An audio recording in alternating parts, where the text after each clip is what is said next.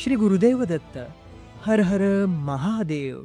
80 टनाचा कळस, 216 फूट उंच शिखर, 1000 वर्षापूर्वीचे अनोखे बृहतेश्वर मंदिर. चला तर या श्रावण सोमवार मालिकेत जाणून घेऊया महादेवांचे एक अनोखे मंदिर. हा व्हिडिओ संपूर्ण पहा आणि असेच नवीन नवीन माहिती करता आपल्या यूट्यूब चॅनलला नक्की सबस्क्राईब करा. चला, तंजावर. आजच्या काळात मोठमोठी यंत्रे आणि आधुनिक तंत्रज्ञान वापरून गगनचुंबी इमारती उभारल्या जातात. पण कल्पना करा, 1000 वर्षापूर्वी जेव्हा कोणतीही क्रेन किंवा आधुनिक साधने नव्हती, तेव्हा तब्बल 80 टनाचा कळस असलेले 216 फूट उंच मंदिर कसे उभारले गेले असेल?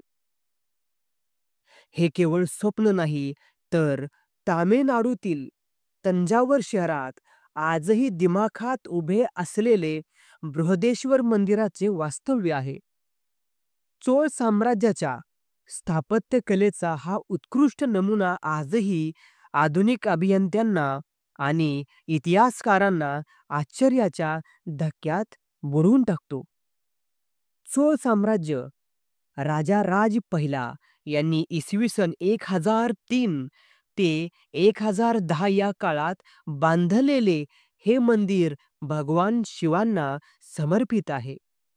या मंदिराला राजराजेश्वरम किंवा पैरुदय्यार कोविल असे म्हटले जाते.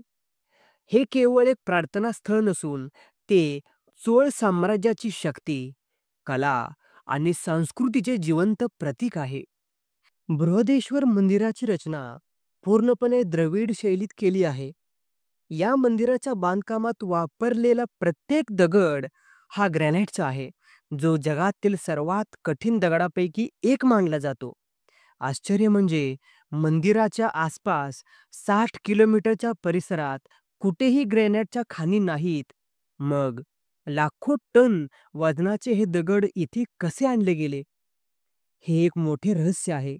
मंदिराचे मुख्य शिखर, ज्याला विमान म्हटले जाते, त्याची उंची सुमारे 216 फूट म्हणजे 66 मीटर आहे. हे जगातील सर्वात उंच मंदिरांपैकी एक आहे. विशेष म्हणजे हे संपूर्ण बांधकाम कोणत्याही प्रकारचे सिमेंट किंवा जोडणीच्या साहित्याशिवाय केवळ दगडांना एकमेकात अडकवून म्हणजेच इंटरलॉकिंग पद्धतीने केले आहे. या मंदिराचे सर्वात मोठे आश्चर्य म्हणजे त्याचा शिखरावर ठेवलेला एकसंध 80 टन वजनाचा दगड, ज्याला कुंभम म्हणतात. 1000 वर्षापूर्वी सुमारे 200 फुटांपेक्षा जास्त उंचीवरती हा महाकाय दगड कसा नेला गेला असेल, हा प्रश्न आजही लोकांना पडतो. यावर अनेक तर्कवितर्क लावले जातात. सर्वात प्रचलित सिद्धांतानुसार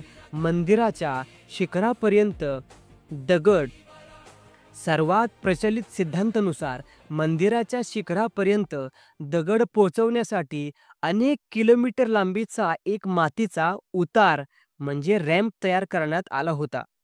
हत्ती आणि हजारो मजुरांच्या मदतीने या उतारावरून तो दगड वर चढवण्यात आला असावा, असे मानले जाते. मंदिराच्या प्रवेशद्वारावरती एकाच दगडातून कोरलेला नंदीची भव्य मूर्ती आहे. ही भारतातील दुसऱ्या क्रमांकाची सर्वात मोठी नंदीची मूर्ती मानली जाते. एक प्रसिद्ध समज असा आहे की मंदिराच्या मुख्य शिखराची सावली दुपारच्या वेळी जमिनीवर पडत नाही. जरी यात वैज्ञानिकदृष्ट्या पूर्ण तथ्य नसले, तरी मंदिराची रचना इतक्या कुशलतेने केली आहे की शिखराच्या सावलीचा प्रभाव कमीत कमी जाणवतो, जे त्याच्या स्थापत्य कलेचेच एक वैशिष्ट्य आहे. युनेस्कोने या मंदिराला जागतिक वारसा स्थळ म्हणून घोषित केले आहे. हे केवळ एक ऐतिहासिक स्मारक नसून आजही येथे नियमित पूजार्चा केली जाते. ज्यावेळी हा एक जिवंत वारसा बनला आहे. मंदिराच्या भिंतीवर चोळकालीन संस्कृती, समाज आणि ऐतिहासिक माहिती देणारे अनेक शिल्पे आणि शिलालेख कोरलेले आहेत. श्री गुरुदेव दत्त. चला तर अशाच नवीन नवीन माहिती करता आपल्या चॅनलला नक्की सबस्क्राईब करा. हर हर महादेव. ओम नमः शिवाय. श्री गुरुदेव दत्त.